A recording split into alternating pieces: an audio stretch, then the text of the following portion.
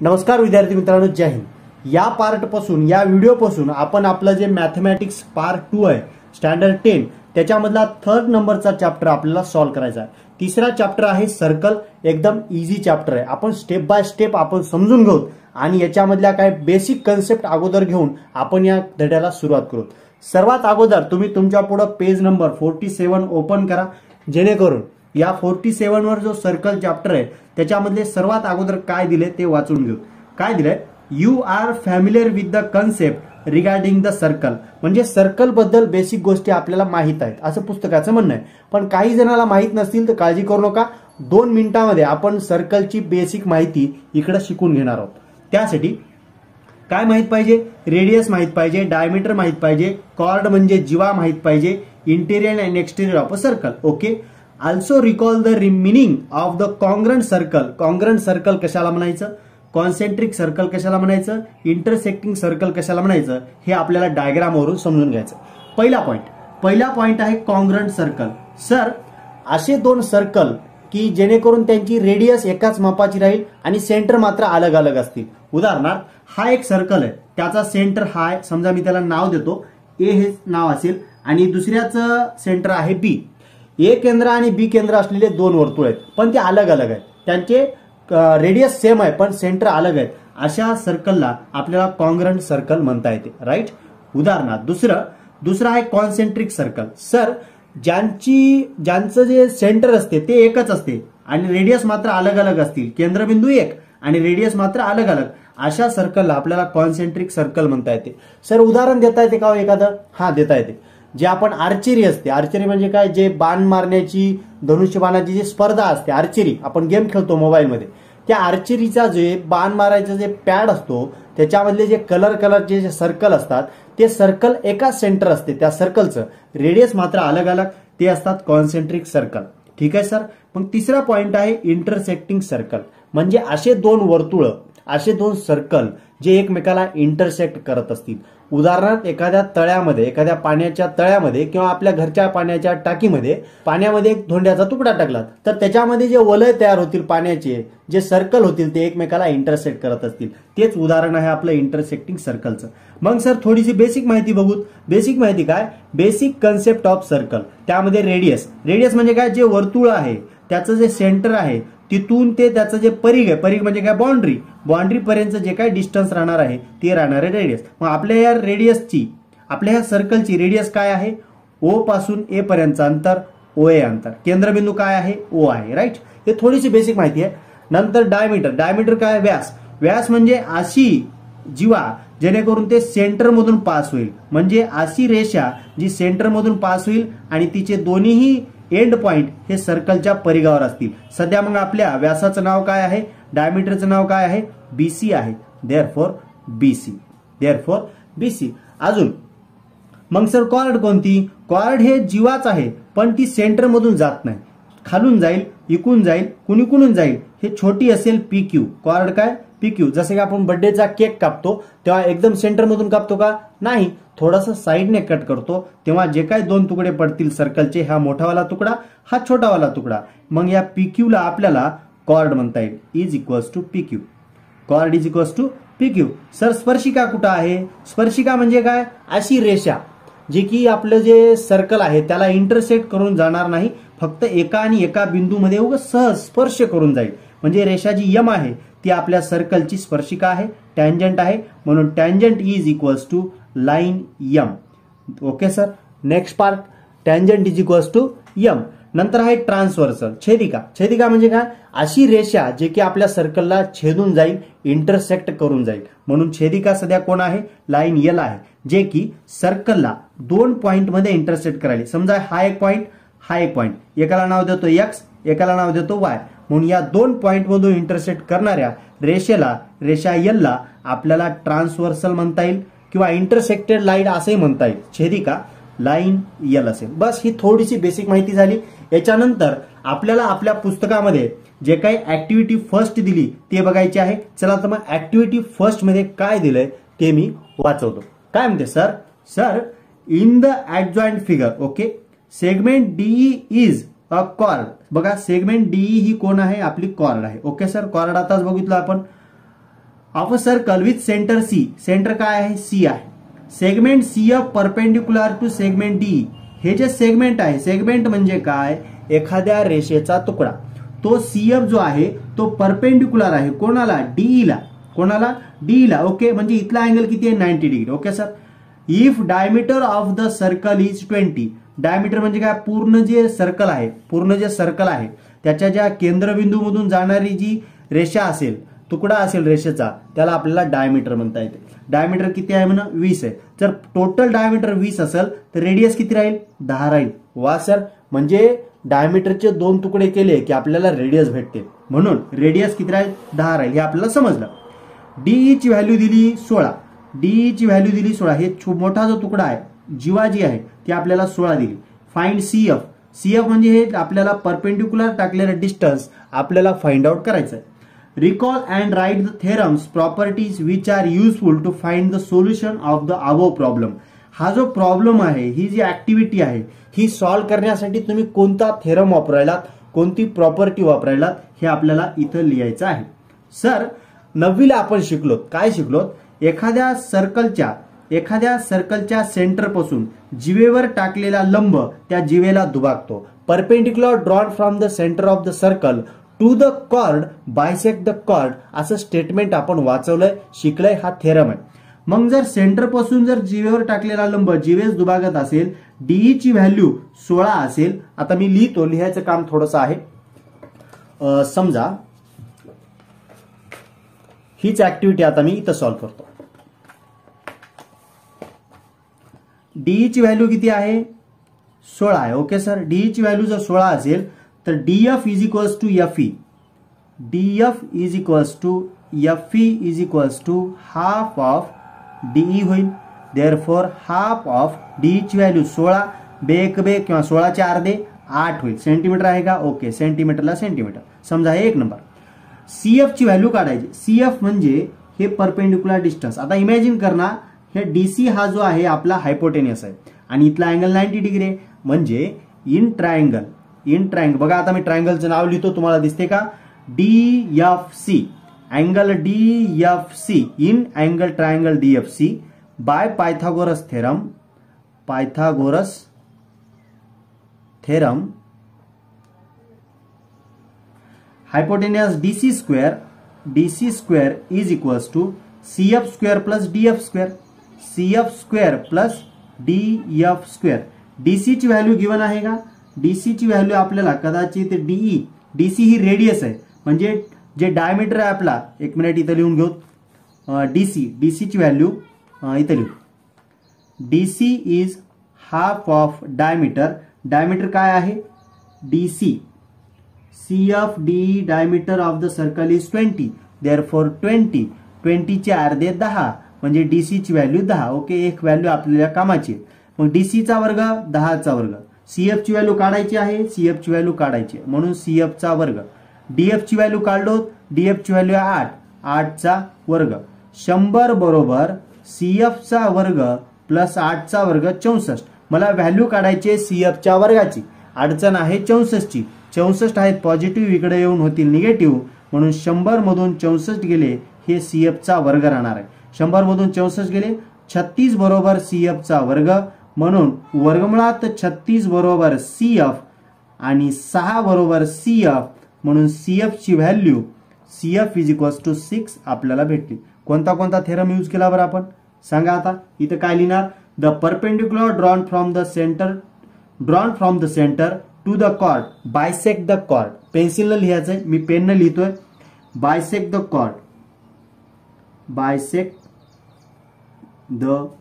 Cord, okay. आणि दुसरा theorem कोणता यूज केला आपण, पायथागोरस थेरम. आणि तिसरी एक प्रॉपर्टी यूज केली, ती कोणती प्रॉपर्टी आहे ते तुम्हाला कमेंट करून सांगायचंय. आणि आता आपण पुढला पार्ट बघणार आहोत. पुढला पार्ट कोणता आहे, पेज नंबर 47 वरून नेक्स्ट पार्ट आहे आपला पेज नंबर 48 वर. आणि अशी आपली सेकंड ऍक्टिव्हिटी काय म्हणते, सर्वात अगोदर ऍक्टिव्हिटी वाचून घेऊ. ऍक्टिव्हिटी सांगते, sir in the adjoint figure segment QR is a chord. Segment QR ही कोण आहे, कॉर्ड आहे, okay. Of the circle with the centre O, centre काय आहे ओ आहे. P is the mid point of the chord Q R. जर P हा mid point असेल, बघा P is the mid point of the chord Q R. जर P mid point असेल तर क्यू पी हे वाला डिस्टन्स आणि हे वाला distance Q P plus P R, sorry Q P is equals to P R असेल. Q P is equals to P R आणि ते हाफ असतील कोणाच्या, क्यू आरच्या.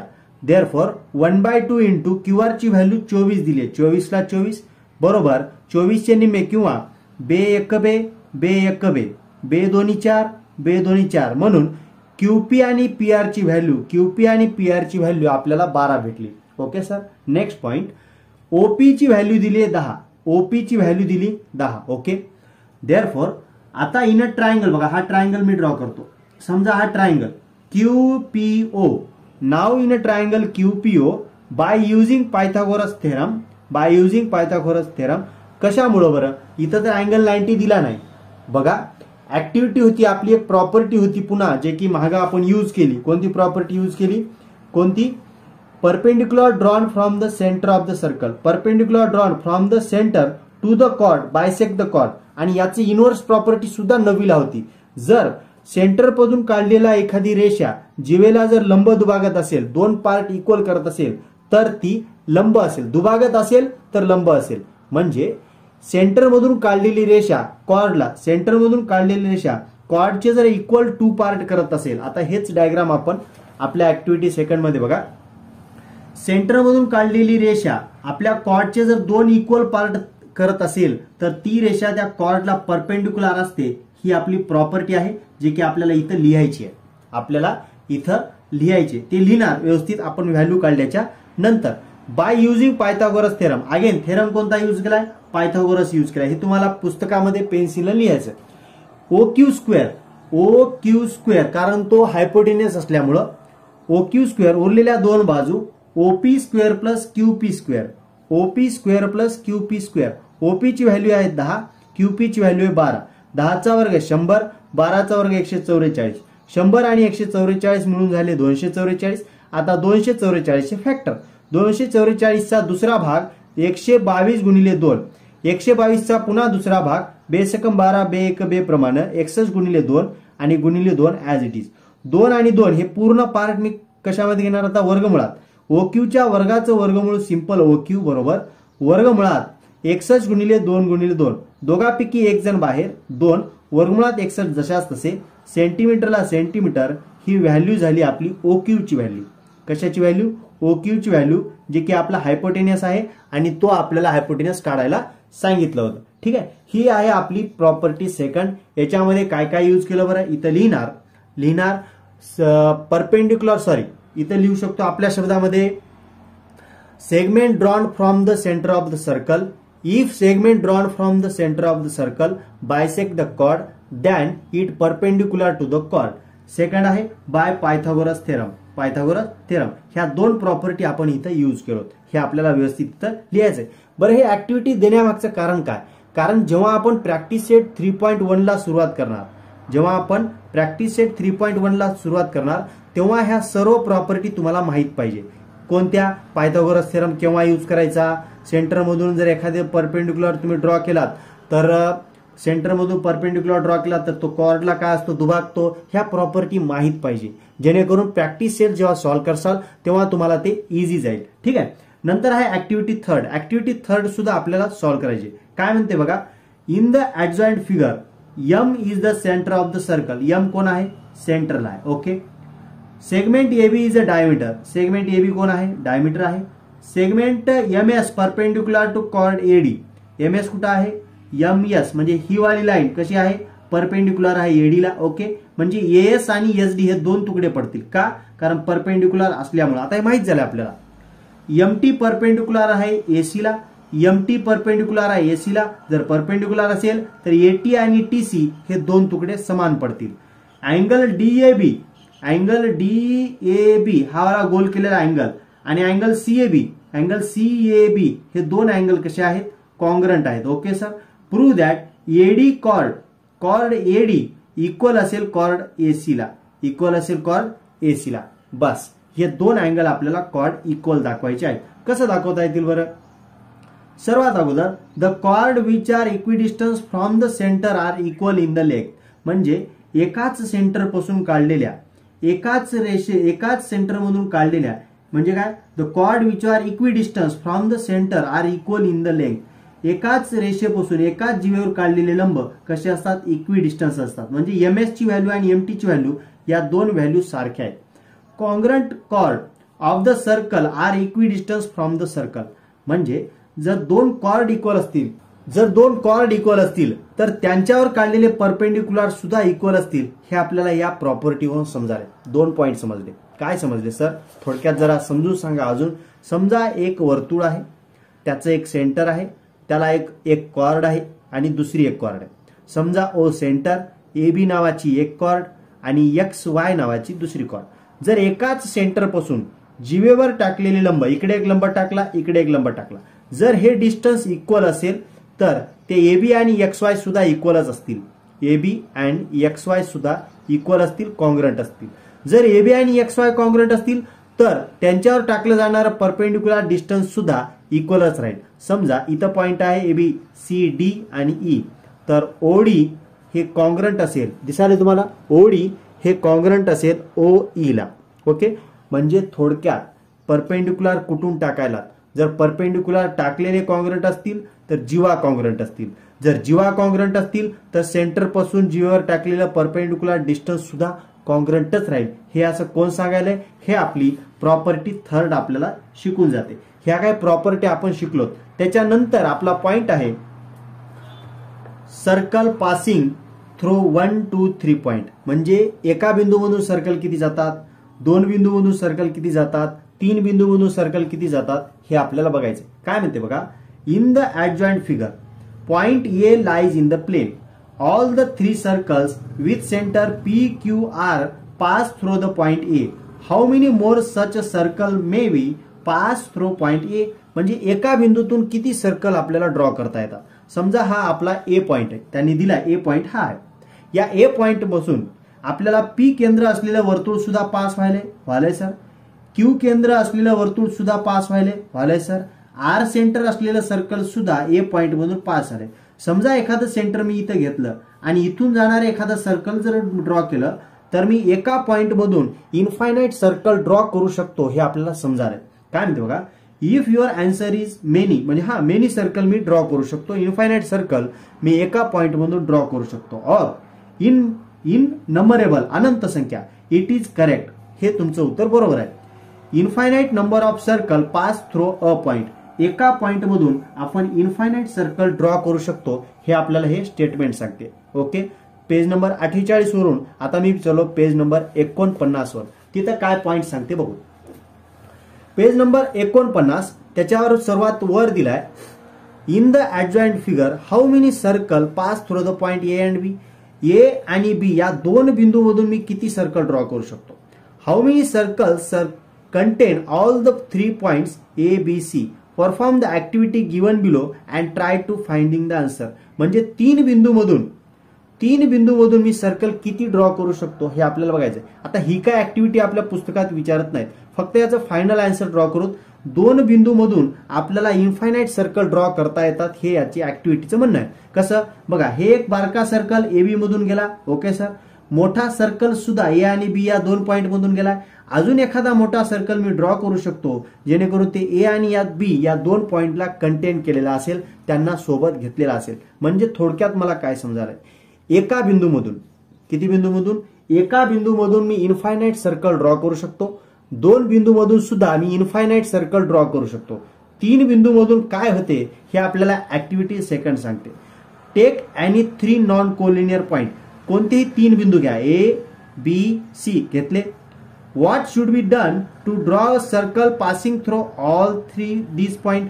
काय होईल या 3 बिंदूमधून सर्कल एखादा ड्रॉ केला तर, draw a circle passing through this point. समजा इमॅजिन करा असा एखादा मी सर्कल ड्रॉ केला. आता पुस्तकावर काढता येत नाही.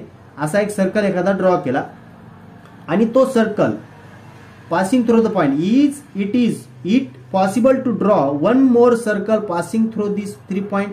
That's think okay it, think of it. म्हणजे या 3 बिंदूमधून एक सर्कल आपल्याला ड्रॉ करता येतो, दुसरा एखादा सर्कल कदाचित ड्रॉ करता येणार नाही. मी तर म्हणतो अजिबातच ड्रॉ करता येणार नाही. म्हणजे थोडक्यात आपल्याला काय समजालंय, take 3 collinear point DEF, try to draw a circle passing through this point. If you are not able to draw a circle, think of the reason. म्हणजे 3 नैक रेषीय बिंदू, 3 असे बिंदू जे की एक रेषीय नाहीत, एका रेषेवर नाहीत, अशा बिंदूतून मी ओनली 1 सर्कल ड्रॉ करू शकतो. उदाहरणार्थ बघा, तिन्ही स्टेटमेंट आपल्याला पेज नंबर 49 वर लेट्स रिकॉल मध्ये दिलेत. पहिलं स्टेटमेंट काय म्हणते, infinite circle pass through 1 point. एका बिंदूमधून मी इनफायनाइट सर्कल ड्रॉ करू शकतो.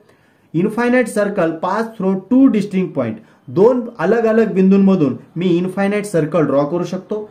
There is unique circle passing through there non collinear point. म्हणजे 3 बिंदू जर असतील त्यामधून फक्त एक आणि एकच सर्कल मी ड्रॉ करू शकतो. No circle can pass through 3 collinear point. जर 3 बिंदू एकाच रेषेवर असतील, सरळ रेषेत असतील, तर त्या तिन्ही बिंदूमधून जाणारा सर्कल मी ड्रॉ करू शकत नाही. No circle can pass through 3 collinear point. म्हणजे जवळपास आपल्याला एक गोष्ट समजली, एका पॉइंट मधून मी इनफायनाइट सर्कल ड्रॉ करू शकतो, 2 पॉइंट मधून मी इनफायनाइट सर्कल ड्रॉ करू शकतो, 3 पॉइंट मधून ओनली 1 सर्कल ड्रॉ करू शकतो. आणि 3 पॉइंट जर लिनियर असतील, कोलिनियर असतील, तर त्याच्यामधून मी सर्कल ड्रॉ करू शकत नाही. बस या काही ऍक्टिव्हिटी मधून आपल्याला या काही गोष्टी समजल्या. आता पेज नंबर 49 वरून आपण पुढे चलो 50 वर.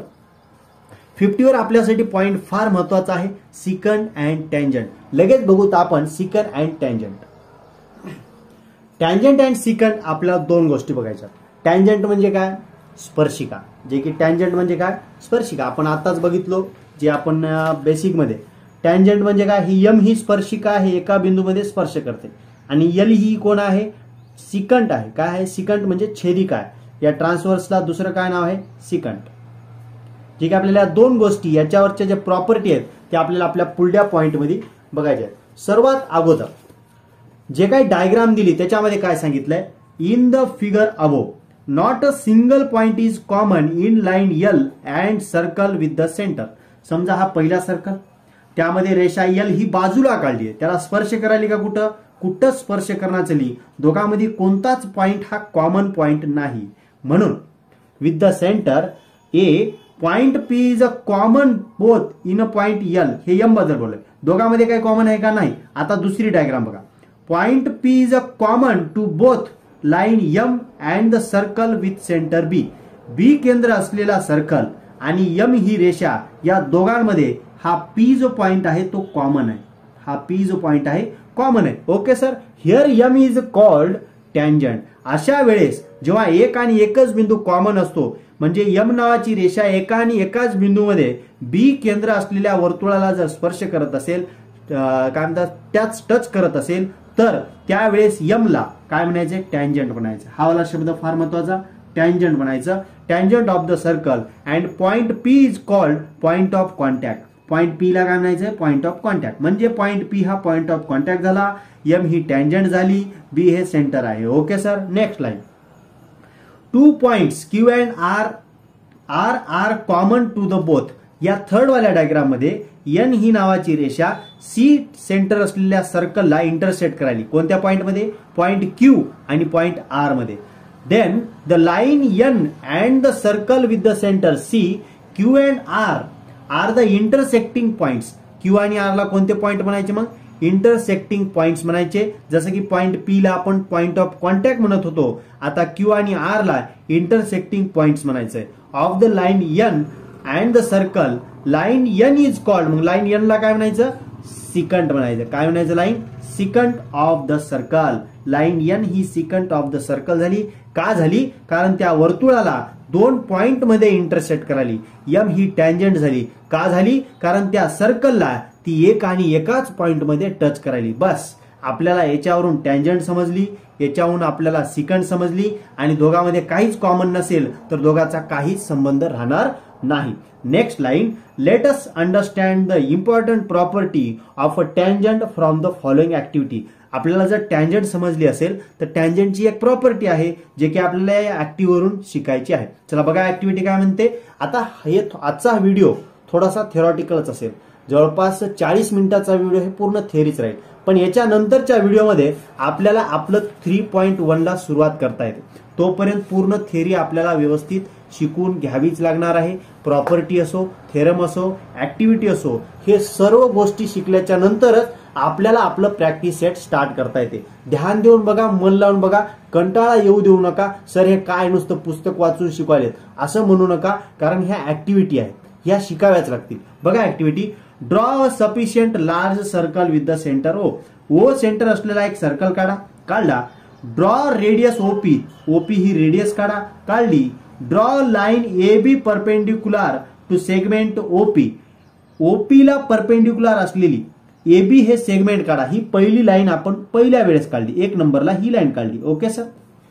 Imagine the line slide toward the point P. Imagine करा की ही ए बी लाईन थोडं थोडं खाली सरकाली. कशी सरकाली? स्लाइड स्लाइड स्लाइड, हळूहळू थोडंसं खाली सरकाली. इमॅजिन करा. ओके, म्हणजे ही वाली लाईन 2 नंबरला आली असं आपण समजू शकतो. 1 नंबरला इथं होती, थोडंसं खाली सरकली.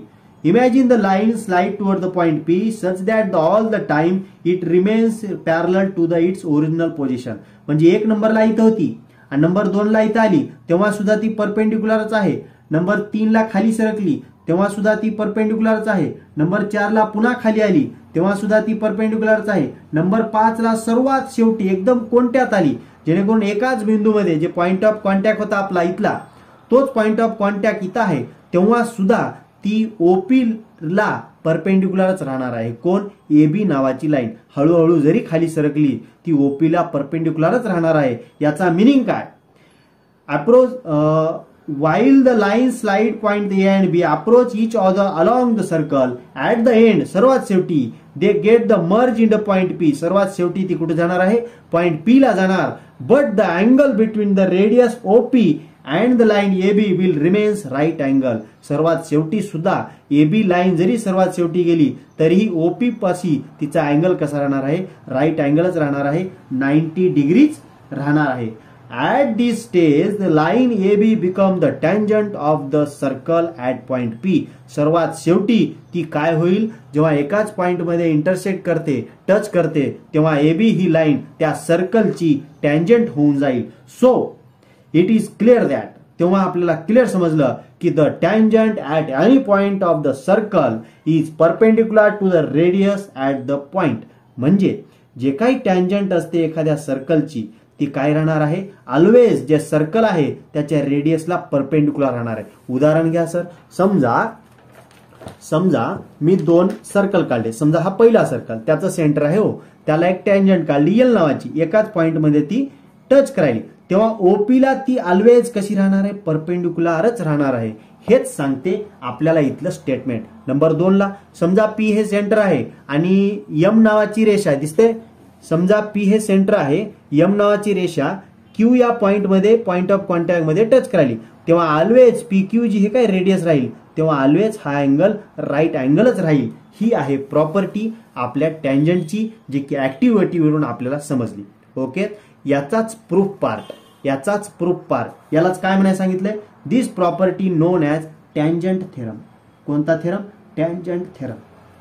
ओके, नाव टँजंट थेरमचं प्रूफ पार्ट आपल्याला पेज नंबर 51 वर दिलंय. या थेरमचं काय प्रूफ पार्ट आजपर्यंत परीक्षेत विचारलेलं नाहीये, त्यासाठी हे प्रूफ पार्ट काय आपण घेणार नाही. फक्त एवढंच की हे जे थेरमचं स्टेटमेंट आहे हे पार्ट असणं खूप महत्वाचं आहे. कारण जेव्हा आपण 3.1 ला सुरुवात करणार तेव्हा हा टँजंट थेरम वापरणार, तेव्हा आपल्याला समजलं पाहिजे, लिहिता आलं पाहिजे काय? Tangent at any point of the circle, एखाद्या सर्कलला कोणत्याही बिंदूमध्ये काढलेली tangent is perpendicular to the radius. ही त्रिज्येला, रेडियसला ऑलवेज परपेंडिक्युलर असते. कुठं? At the point of the contact. म्हणजे जे काही त्यांचा पॉइंट ऑफ कॉन्टॅक्ट राहणार आहे तिथं अँगल किती डिग्री राहणार आहे? 90 डिग्री. जे काही पॉइंट ऑफ कॉन्टॅक्ट राहणार आहे तिथं अँगल किती राहणार आहे? 90 डिग्री. बस हेच आहे आपला टँजंट थेरम. राईट, हे आहे आपलं पेज नंबर 51 वरली माहिती. लगेच आपण जाणार आहोत आपल्या 52 वर. 52 वर सुद्धा लेट्स रिकॉल म्हणून एक पॉइंट दिलाय, ते तुम्ही स्वतः करू शकता, काहीच नाहीये. पायथागोरस थेरम वापरायचा आहे, राईट अँगल थेरम दिलाय, हे वाचून आपल्याला समजते. नंतर आहे कन्व्हर्स ऑफ टँजंट थेरम, म्हणजे जे काही टँजंट थेरम शिकलो त्याच्या उलट क्रिया आपल्याला शिकायची आहे. काय म्हणते बरं? A line perpendicular to the radius at its point on the circle is a tangent to the circle. म्हणजे given part M is the centre of the circle, segment M N is a radius. Okay sir, M हा centre आहे आणि M N ही त्याची radius आहे. Okay. Line L is perpendicular to segment M N at point N. Line L जी आहे ही वाली लाईन ती एन ह्या ठिकाणी एम एन ला परपेंडिक्युलर आहे. Okay sir. Take at any point P other that the N on the line L draw segment M P. याच एल वर पी नावाचा एक एनी पॉइंट घ्या आणि एम पी जोडून घ्या असं आपल्याला प्रूफ मध्ये जे काही कन्स्ट्रक्शनचा पार्ट आहे तो करून घ्यायचा. हे झालं याचं गिवन पार्ट. आता काय करू शकता बरं सर, नाव in a triangle M N P मध्ये दिसला का तुम्हाला एम एन पी मध्ये N is a right angle. N हा अँगल राईट अँगल आहे. कशामुळं, टँजंट थेरम. आताच बोललो सर, एखादी टँजंट वर्तुळाला ज्या पॉइंट मध्ये कॉन्टॅक्ट आहे, पॉइंट मध्ये टच करते, तिथं अँगल 90 डिग्री तयार होतो. म्हणजे इथं segment MP is the hypotenuse. Segment MP कोण राहील मग, हायपोटेनियस. 90 डिग्रीच्या पुढला अँगल, 90 डिग्रीच्या पुढली साईड हे हायपोटेनियस असते. सेगमेंट एमपी ही ग्रेटर दॅन एम एन राहणार आहे. म्हणजे हायपोटेनियस ऑलवेज ग्रेटर दॅन असतो साईड पेक्षा, म्हणून एमपी हे साईड मोठी राहणार आहे एम एन पेक्षा. Okay sir. As segment M N is a radius, जर एम एन ही रेडियस असेल तर एमपी ही रेडियस पेक्षा मोठी साईड झाली. Segment M N is a radius, point P can't be on the circle. जर एम एन पेक्षा मोठी असेल एमपी तर पॉइंट पी हा जो आहे ते सर्कलच्या बाहेर राहणार आहे. Can't be on the circle, सर्कलवर राहणार नाही. No other point except point N on the line is on the circle. म्हणजे रेषा एल वरचा एन बिंदू सोडून दुसरा कोणताच पॉइंट हे सर्कलवर नाही. Line L intersect the circle in the only one point.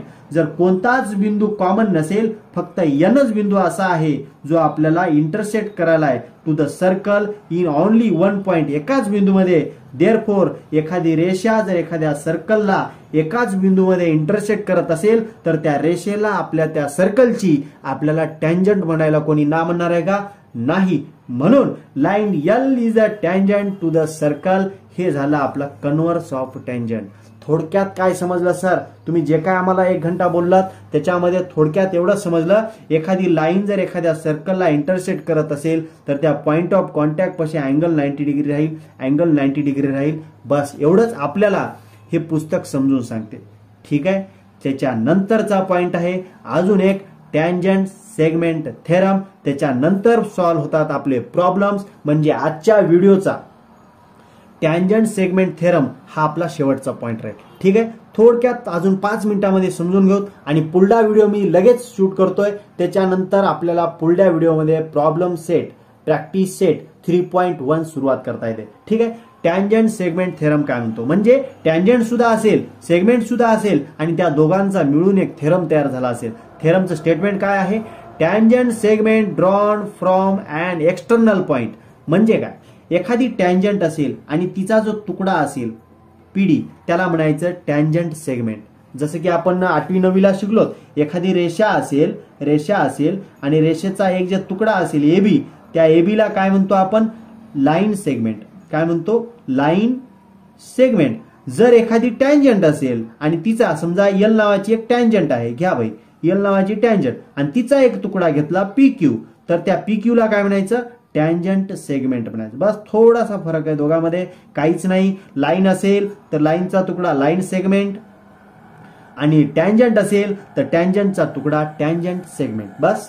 Tangent segment drawn from the external point. External point आहे डी, वर्तुळ आहे इथं, त्याच्या बाहेर असलेला D point to the circle are congruent. म्हणजे बाहेरून एखादी जर टँजंट मी काढली, त्याचे जे काय टँजंट असतील, टचिंग पॉइंट आणि तो पॉइंट, टचिंग पॉइंट म्हणजे पॉइंट ऑफ कॉन्टॅक्ट आणि तो पॉइंट, क्यूडी आणि पीडी हे एकाच मापाचे असतील, हे आपल्याला प्रूफ करायचं. Observe the adjoint figure. Okay. Right given and to prove. Okay. Draw radius AP, AP draw करा, एपी ड्रॉ केली. And radius AQ, AQ draw करा, एक्यू ड्रॉ केली. And complete the following proof of the tangent theorem. Proof of the theorem. In PAD angle, triangle PAD दिसला का, PAD. Okay sir, 1 नंबरचा वरचा triangle. Triangle क्यूएडी दिसला का, QAD. Okay sir, 2 नंबरचा खालचा ट्रायंगल, 2 ट्रायंगल दिसले. Okay sir. सेगमेंट PA ला कॉन्ग्रंट कोण आहे? सेगमेंट PA ला कॉन्ग्रंट कोण आहे? ही जर रेडियस असेल तर QA सुद्धा रेडियसच आहे. म्हणून मी इथं पेन्सिलने लिहिणार, मी पेनने लिहितोय सेगमेंट QA. सेगमेंट QA का राहील? कारण radii of the same circle, एकाच वर्तुळाच्या टँजंट रेडियस आहेत सर. म्हणून सेगमेंट AD कुठं आहे? AD. आणि सेगमेंट AD 2 ट्रायंगल मध्ये AD ही कॉमन साइड आहे. म्हणून इथं काय लिहू शकतो मी? Common side. Okay sir. Angle APD हा अँगल कसा राहील? 90 डिग्री राहील. आता शिकलोत, काय शिकलोत? एखादी टँजंट आणि पॉइंट ऑफ कॉन्टॅक्ट मध्ये, एक टँजंट आणि रेडियस मध्ये अँगल 90 डिग्री असतो. टँजंट आणि रेडियस मध्ये अँगल 90 डिग्री असतो. म्हणजे AQD सुद्धा 90 डिग्रीच राहणार आहे. म्हणून टँजंट थेरम बघा वापरलो की नाही? टँजंट थेरम वापरलं म्हणजे ज्या गोष्टी आपण शिकायलो ते आपल्याला आपल्या प्रॉब्लेम्स मध्ये यूज करायचंय. त्याच याचे उदाहरण एक इथं आहे. देअरफॉर अँगल PAD हा कॉन्ग्रंट असेल ट्रायंगल PAD हा कॉन्ग्रंट असेल ट्रायंगल QAD ला. PAD हा कॉन्ग्रंट असेल QAD ला. कशामुळे बरं? एक अँगल, एक साइड आणि एक साइड म्हणजे side angle side test. Therefore जर 2 ट्रायंगल कॉन्ग्रंट असतील तर त्याच्या साइड सुद्धा कॉन्ग्रंट असू शकतात. म्हणून पहिल्याची एक साइड PD ला DP म्हणलंय, सेगमेंट DP, आणि दुसऱ्याची एक साइड DQ ह्या 2 साइड कॉन्ग्रंट असतील. का असतील बरं? मी इथं लिहिते वेळेस शॉर्टकट लिहायलो, मी बोललेलं तुम्ही फक्त लिहून घ्यायचं. Corresponding sides of congruent triangle, CSCT, corresponding sides of congruent triangle. Bus tangent segment theorem समजला. काय समजला सर? एखादा जर सर्कल असेल त्याच्या बाहेरून जर तुम्ही टँजंट ड्रॉ करत असाल म्हणजे त्या टँजंटच्या सेगमेंटची लांबी हे एकच राहणार आहे. DP ची लांबी आणि DQ ची लांबी हे सेम राहणार आहेत. याला टँजंट सेगमेंट थेरम म्हणतात. बस आजच्या व्हिडिओमध्ये हा थेरॉटिकल पार्ट आपला संपला. याच्यानंतर आहेत सॉल्व एक्झाम्पल सॉल्व करू शकता. त्याच्यानंतर आहे प्रॅक्टिस सेट 3.1. नेक्स्ट व्हिडिओमध्ये आपल्याला प्रॅक्टिस सेट 3.1 सॉल्व करायचंय.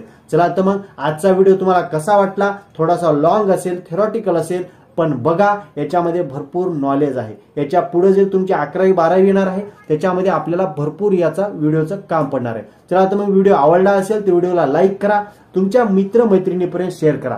पुन्हा भेटूया पुढच्या व्हिडिओमध्ये. जय हिंद, जय भारत.